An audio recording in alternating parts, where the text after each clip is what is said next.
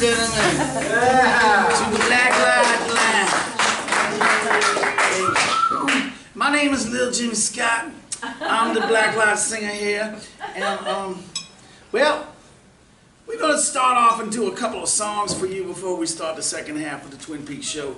I hope y'all got a drink. I got one of the small little teenies here.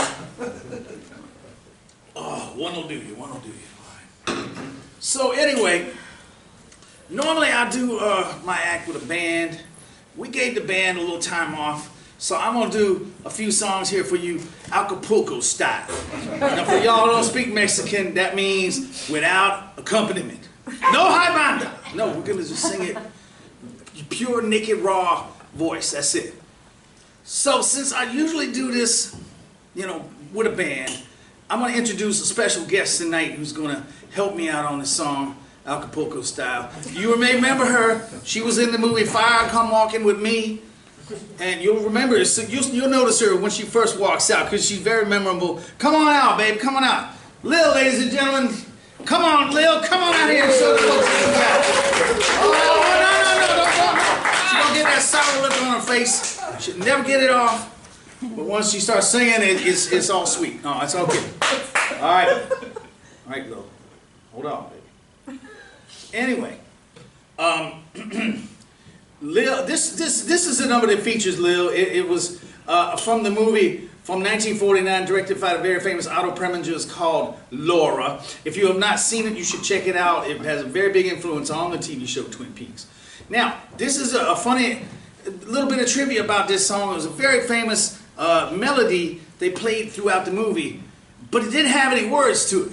So it was hard for the singer to sing along because it's like, blah, blah, blah, blah, blah, blah, scat, that kind of thing. We need words. So a few years later, a lyricist said, what the heck, I'm going to write some words to this song so somebody can sing. But the funny thing is, he never seen the movie, but he wrote words to it.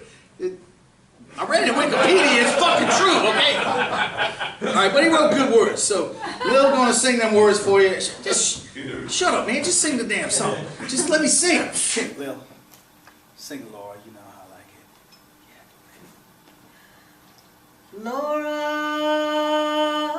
is the face in the misty light, footsteps that you hear down the hall, a laugh that floats on a summer's night that you can never quite recall.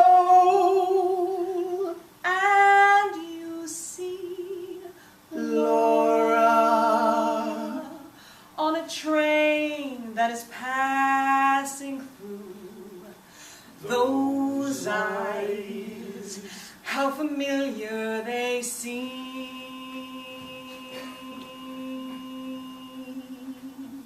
She gave her very first kiss to you. That was Laura,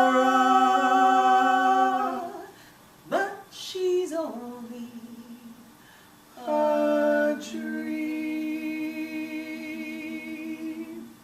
Woo!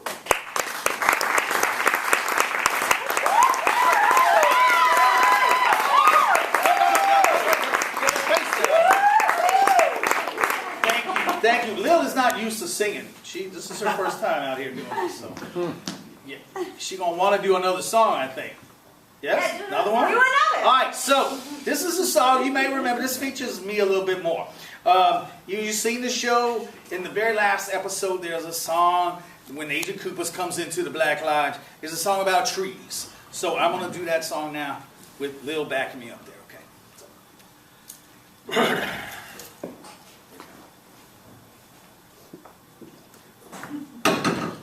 Oh man, that's good.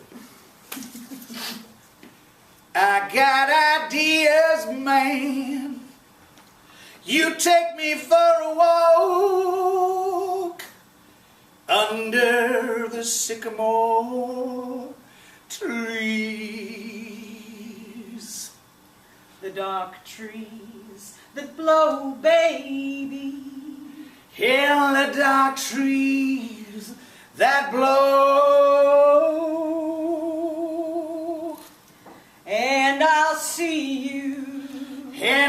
to see me, and I'll see you in the branches that blow in the breeze. I'll see you in the tree. I'll see you in the trees. under the sycamore trees. Spooky.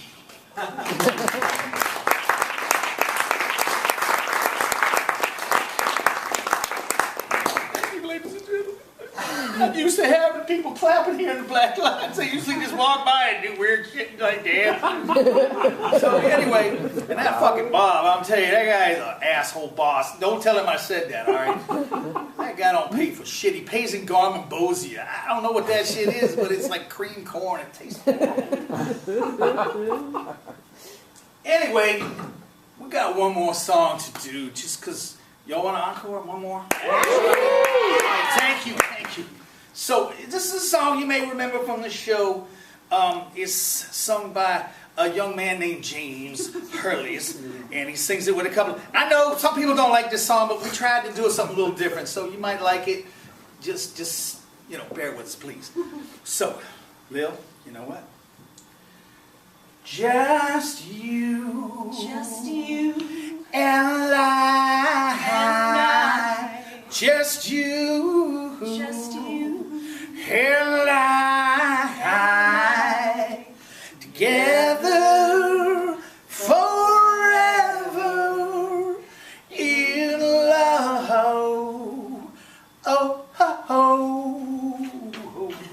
Just you and I, trust you and I, together forever in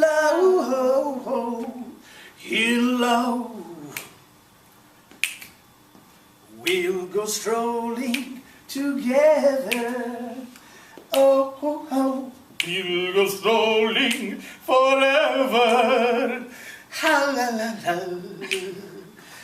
Just you and I. Just you and I. Together. Oh, I'm sorry. I think it was part of the act, baby. Okay, wait a minute. Get my drink. Thanks, ladies and gentlemen. Enjoy the second half of the show.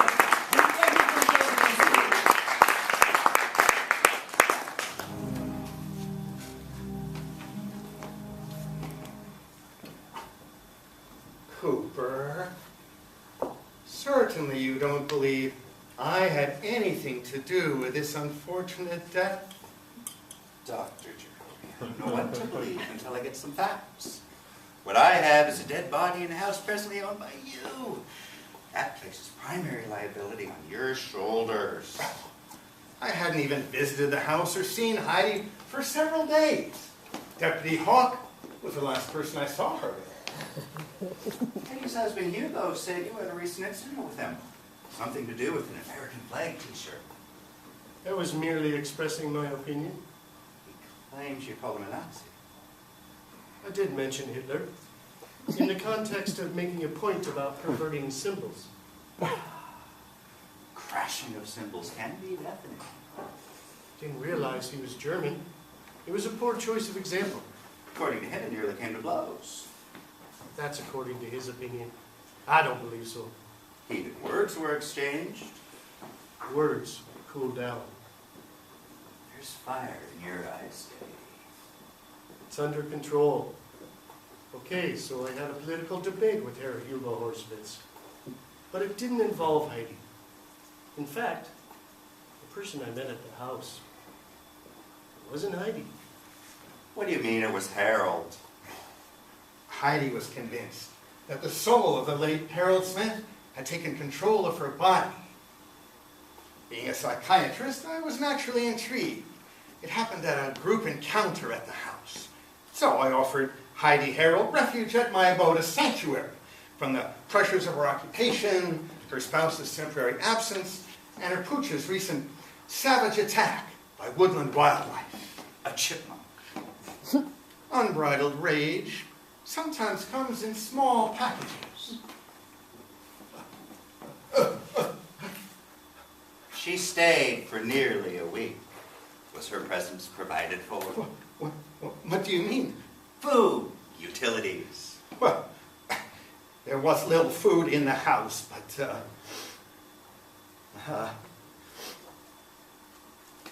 given Heidi's Zoftig morph state, she could, pardon the term, live off the fat of the land.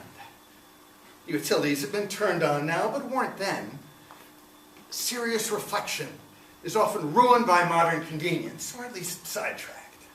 What about water? I left a latte on the porch. That's hard in Oasis. It was a tall. But Harold is noted agoraphobic. This wasn't Harold. Exactly. Exactly what do you think Agent Roosevelt found in his autopsy? What is this, 20 questions? I don't know. My virginity. The lost chord. The cure for cancer. Mushroom. Ah, so you should be searching for an Italian chef. French? Psilocybin mushroom. Ah, Timothy Leary did it. You! And he told me you mentioned consuming magic mushrooms. Yes. When I was a teenager, I imagine half the residents of Twin Peaks have. Well, Harry and I did several times. Really? Well, he's in a facility receiving treatment for substance abuse problems. For alcohol, which contrary to statistics for Native Americans, I've never had a problem with. A problem, I might add, introduced by the white man. Really? Okay, so let's say, for argument's sake, that Heidi did take some of these mushrooms. They wouldn't have inspired a suicide. They make you happy, giddy, in almost a cartoonish way. There's an awful lot of death and violence in the cartoons that I remember. Plus, the psychoactive ingredient in these fungi intensify whatever mood you're in, good or bad. Yeah, okay. I guess I was in a pretty good mood. But Heidi wasn't. She was stressful, agitated, paranoid even. I did notice that. Are you a doctor, Hawk? No.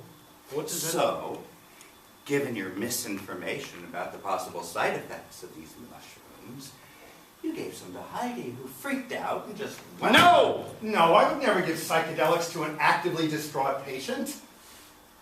Annie Blackburn told me that you mentioned recommending this particular brand of therapy.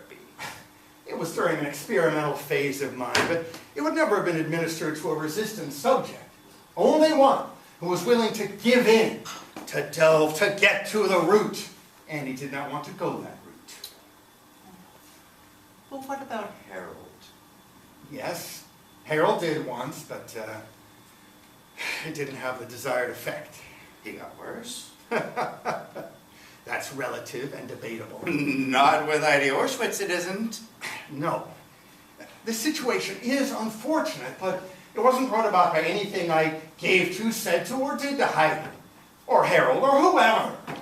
I put my hands on Heidi, Harold. It was natural. Magnetic. It felt proper. I drew out a good bit of pain that he was feeling. Drew it into yourself. Fresh, alien pain, which you didn't know how to handle, so you went off No. I experienced it briefly. It sort of evaporated through me. Oh, so hurt, guilt, moral judgment doesn't stay with you long, eh? I'm not even going to dignify that manipulative line of questioning with a response. So what does one experience while on mushrooms, Doctor?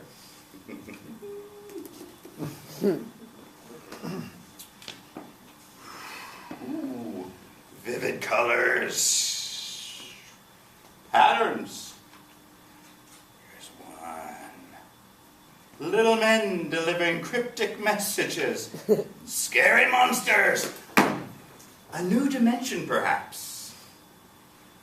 A giant talking caterpillar smoking a hookah pipe.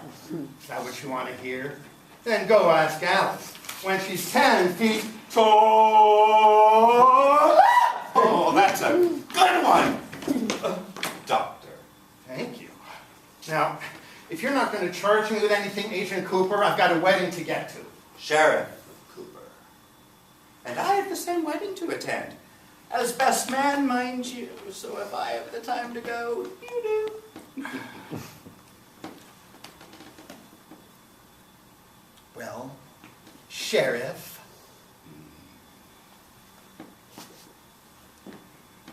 You're still under suspicion. Don't leave the area. I'll be at the graveyard where you can keep an eye on me. I'm assisting my friend, the caterer. Be sure to try the stuffed chanterelles. They're out of this world. You're free to go, Doctor.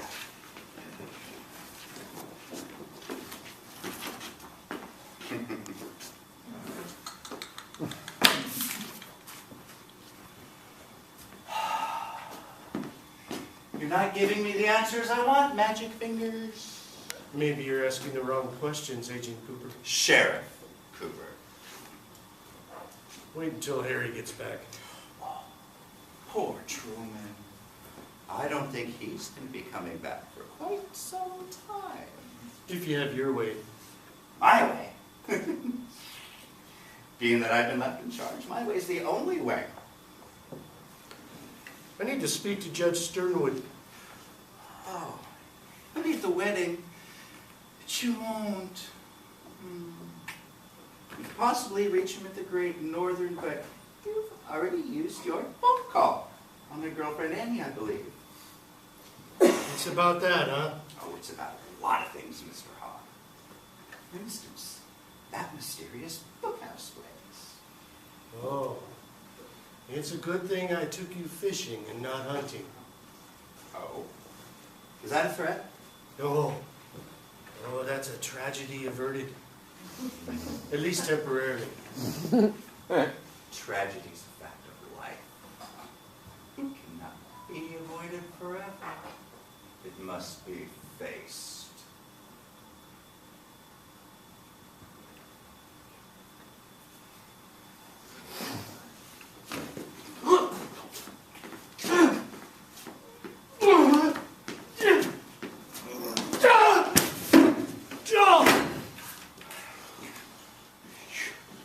You should have never gone into those woods.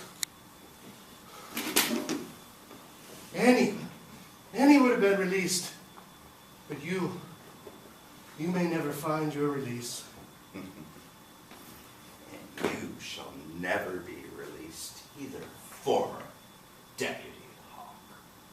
Dale, we've got to start getting ready. That's my secretary, Billy. Diane, I'll be just a moment longer, Diane. I'll see you in the car. Okay. Diane! Diane! Deputy Hawk, hi.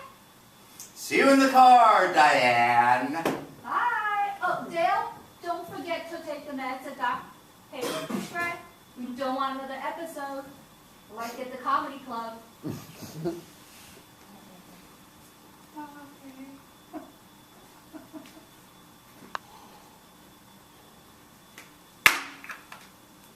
Without chemicals, he points. Oh, I wish you could accompany us. But you and I braceleted together, tacky. And without, I fear you tried to leave the festivities early. Oh, manhunt would be so disappointing. Chasing you through the woods would put such a crimp on the wedding, don't you think? Agent Cooper, or whoever you are, I'm going to reach deep inside you. I'm going to take that out of you. Cooper. Cooper. Knock, knock. Who's there? Annie. Annie who? Annie Christ. Be a good boy, Tommy. Don't defy me.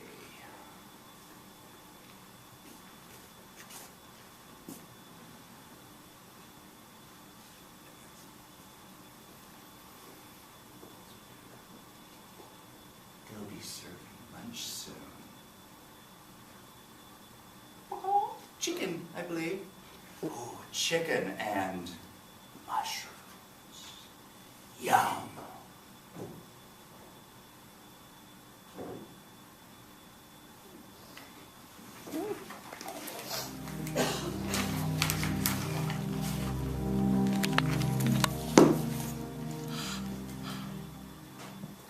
Bend.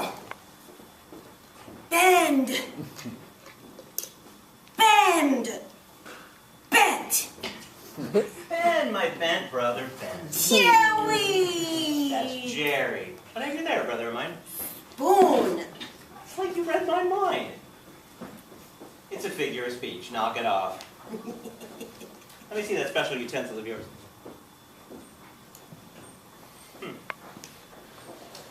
How I love ya, Swami. Voila! Eureka!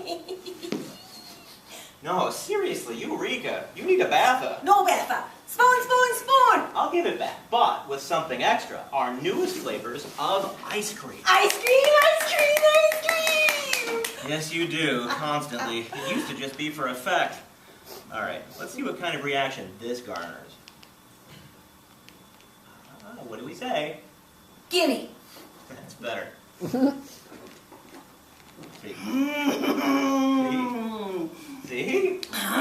Now what, or rather who, does that remind you of? Mommy. No, the twins!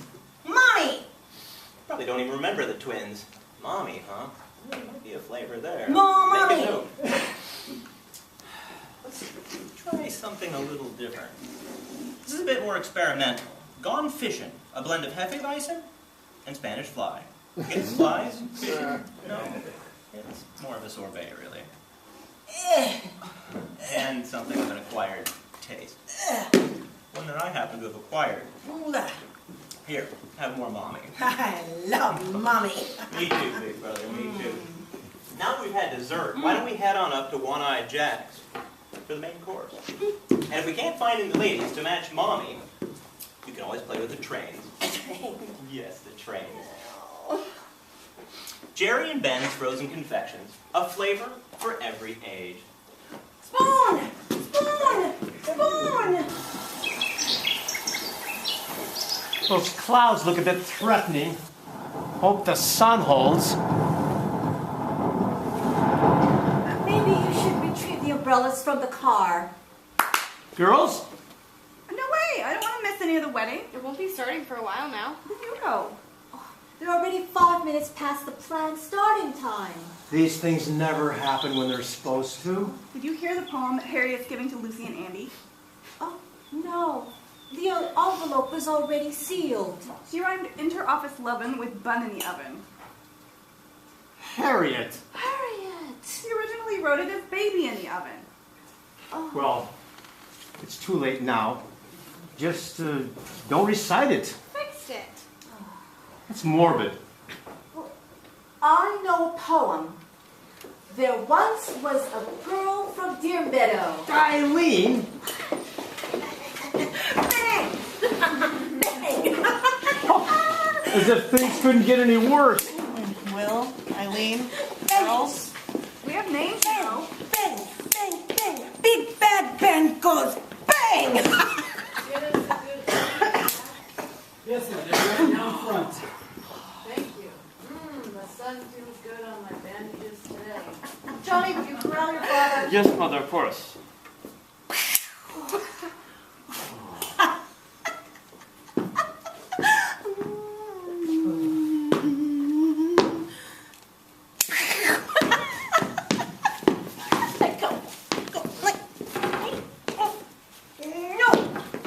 Nice corralling, Special Ed. Fred. Name is Johnny Gersten. Harriet. Hi, Johnny. Hope you brought a bumper shoot. Looks like it may rain. Let's just hope the sun holds. I'm not supposed to get my bandages wet. I got you covered. Real mature, Mr. Horn. Benjamin, stop flicking boogers at people. John. Mother, what can I do? I can't take his nose away from him. Got your nose done. Oh, my gosh. My nose. Jack, give his nose back. Here, Johnny. No nosy nonsense.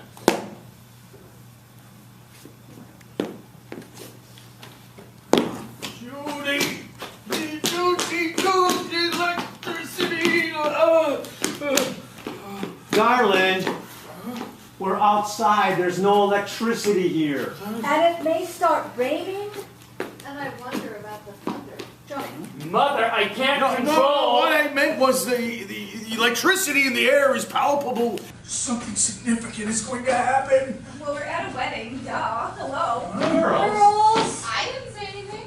No, what I really meant was that You need to find a seat. And what happened to your head? What? Oh, no, the bastard! I sit here. Welcome.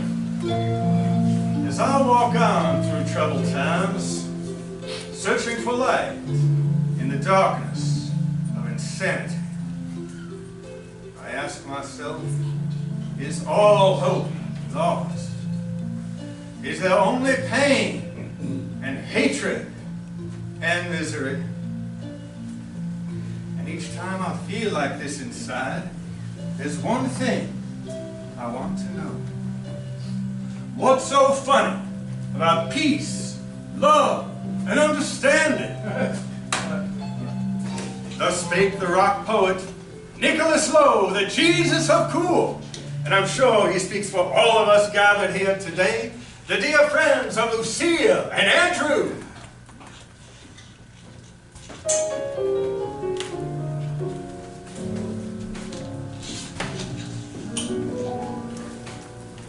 Fate is kind. She brings to those who love the sweet fulfillment of their secret longing.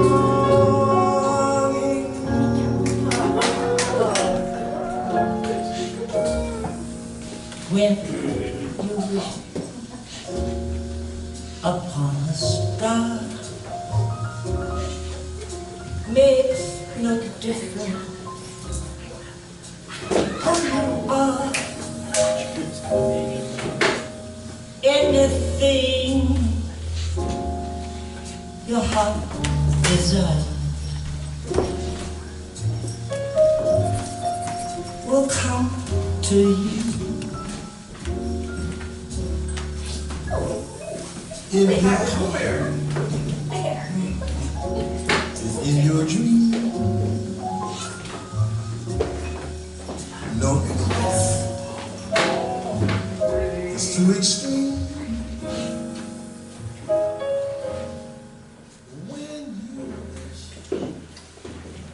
Love is a complex sort of business, so they've asked me to keep this simple.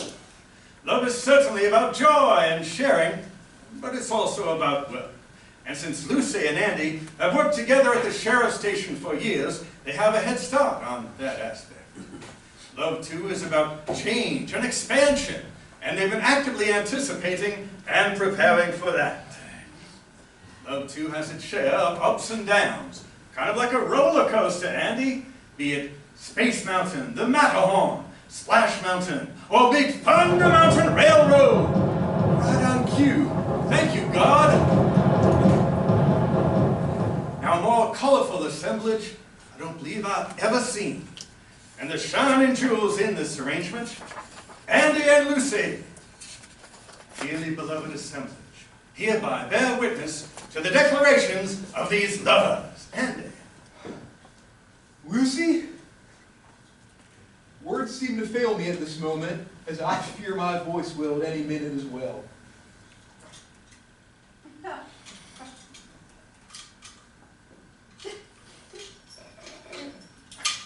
That's true. Today, I overcome, ready to become your lucky, loving partner. Be my strength, and I pledge to return the favor.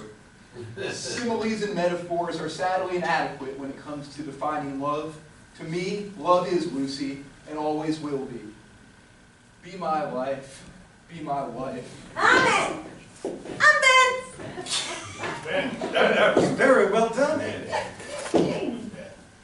And Lucy. Andy, though you're a man of few words, those words touch my heart and my soul in a way that no one ever has.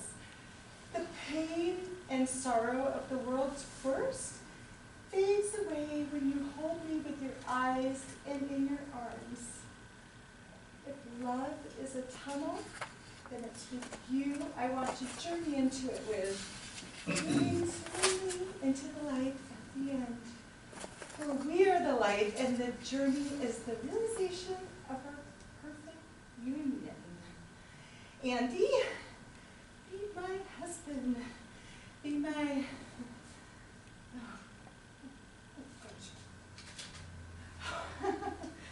I couldn't find anything that rhymed with husband. Be my spouse, share my house. Oh, I didn't like that one either. Be my man. Let's go to Disneyland. Okay. Wish I could come too. Folks, a happy couple wrote those vows and said, Well, I had a little help. a little help is okay, son. Are you ready for the next part? Oh, you bet I am. That's the spirit. Judge, please. Patience, dear. Lucille McGillicuddy Moran, will you stand by Andy through adversity and plenitude, making your union the focus of your lives together until death's inevitable dissolution?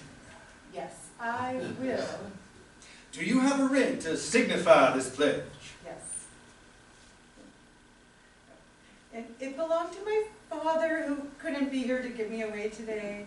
My sister Gwen sent it. She's alive, but her not being here is a long story. Lucy, please! Sorry. Maybe a bit tight. I know a trick.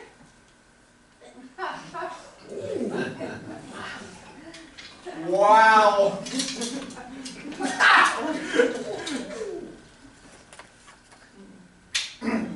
Andrew Walter Brennan, will you stand by Lucy through adversity and plenitude, making your union the focus of your lives together until death's inevitable dissolution?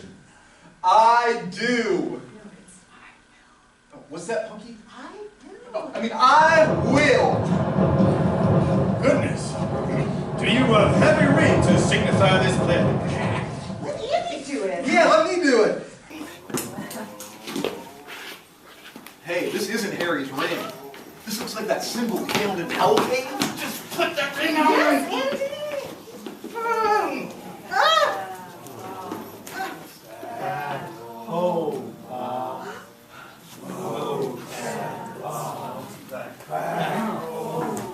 This ringing, soulful singing, spirits melt back home. This ringing, soulful singing, spirits melt back home. With this ringing, soulful singing, spirits melt back home. With this ringing, soulful singing, spirits singing, spirits melt back home.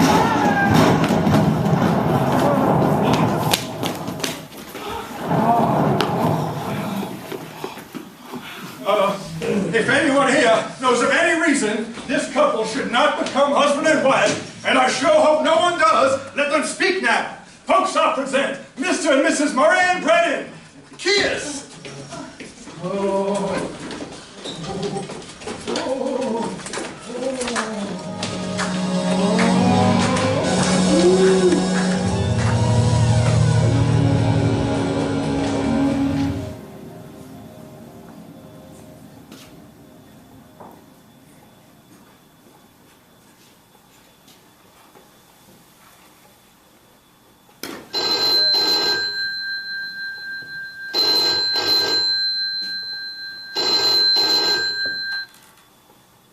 Sheriff's Office.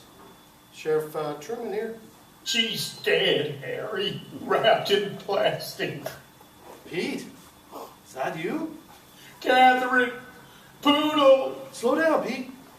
Catherine's fine. I just spoke with her not 15 minutes ago. No, Catherine, the widow Bender's poodle is dead. Bounced off a semi on Route 12. So I wrapped her in plastic. She's ready for her final resting place. That was real nice of you, Pete. Sure glad Andy didn't have to take that call. He's a good boy, Andy. A bit sensitive, though. I hear he and Lucy are getting hitched. Yeah. How did you know? I hear things. Yeah. Okay, Pete, but tell me one thing. Now, didn't you die in that awful explosion down at the bank? Well, yeah. But, Harry, just because someone's retired, it doesn't mean it can't be useful. Yeah, but... Never mind. You did good. The widow Bender's doggy bag will be at the Big Rock when someone wants to come and get her. Will do, Pete. Stay in touch. Hasta mañana. Pete Martell's Roadside Roadkill Service. Because who else? And now, a little preview from a sequel from the guy who wrote Twin Peaks Live episodes 1, 2, and 3 comes the sequel nobody asked for, Tony and Tina's Divorce. Here's to the end of your long run, mister. Suck it down good, baby. You won't have my soul to suck on anymore. Cheap plastic champagne glasses. It's just like ya. It's all about money, ain't it? How can it be? You ain't got any. And you ain't getting any of it either. You're done breaking things of mine, doll. My heart, my balls, my bank account. That's what you think. I got a voodoo doll with your name all over it. You can't do that. It's ethnically incorrect. Voodoo's from Haiti. That's right, 'cause I hate you. See you hell, bitch. I'll save you a seat, you bastard. Tony and Tina Badalamenti, I now pronounce you ex-husband and ex-wife. Sign here, please. Sign here, please. Sign here, please. Sign here, please.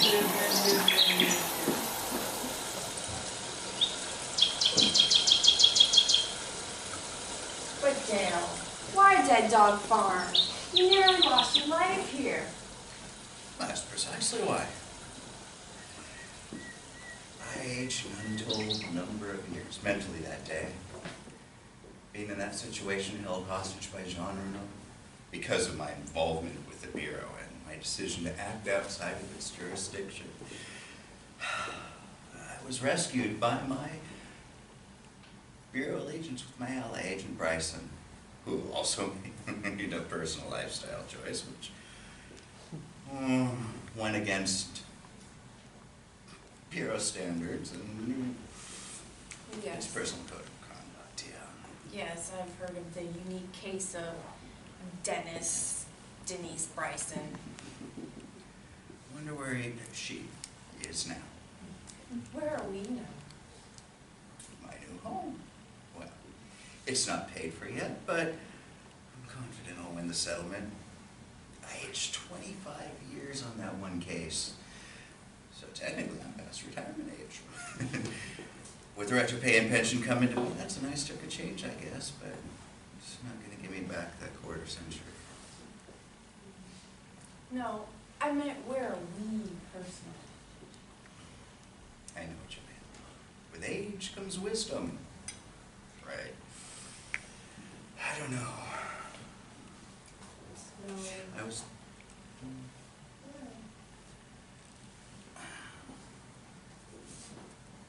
We haven't known each other that long, and, well, I'm not the same man I was when I met. No. Oh, God. Plus, I know you've been seeing Hawk, and that's okay. That's okay. I was older than you when we met. I'm old enough to be your father, grandfather even. Father. Okay, father. Forgive me, Father. I know not what I do. Forgiven. We're human, fragile. We are stardust. We are golden. All we are is dust in the wind. We are the world. We are the Stop. This is force. This is hard. Who said love is easy? Buddy Holly, I think. Before my time. Mine too. Sorta. Would you like to come over for dinner tonight? Yeah. What do you mean? Does it matter? Truthfully, yeah. 4 cheese lasagna. Ah, a detailed process. I hope I'm worth it. 7:30? My bedtime's 8:30. Ooh, we'll shoot for it. Bye.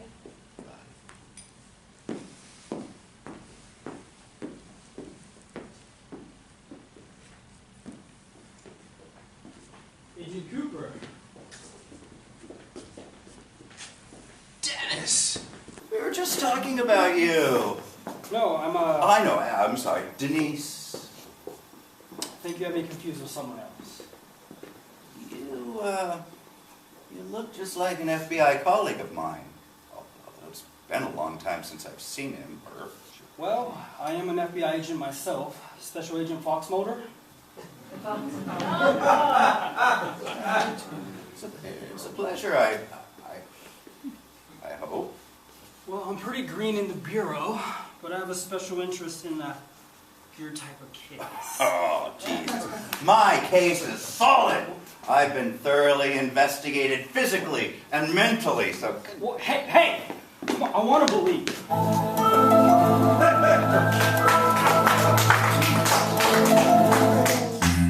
How much time you got? Wide open. Come on in, I'll make you a nice latte. Do you like cherry pie? Oh, I love a slice. Have you ever been to Tibet? Oh, I can't say I had the pleasure. You ever worn women's clothes? What? Nothing.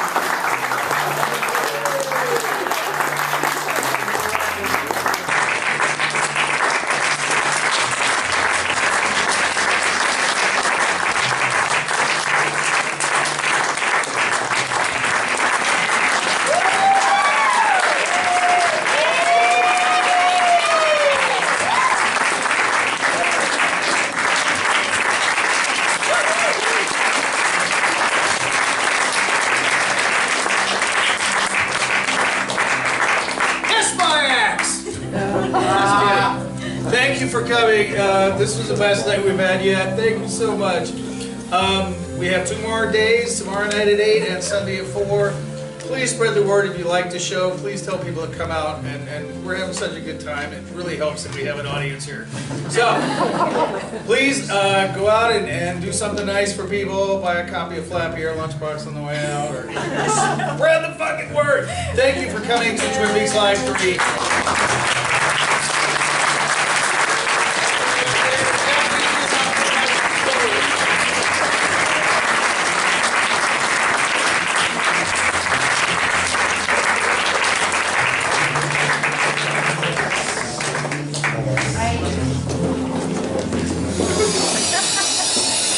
It's kind of loud. Maybe I'll turn that down. That's Jeff Arsenault. That's by Bobby Santica.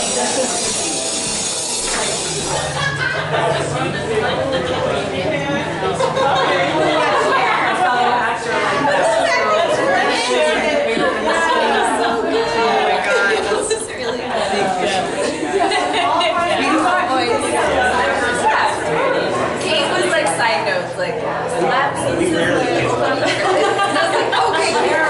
Congratulations, man. Thank you. That was good. That was okay. That was great. That was phenomenal. In there. By the time we close, it'll be all right.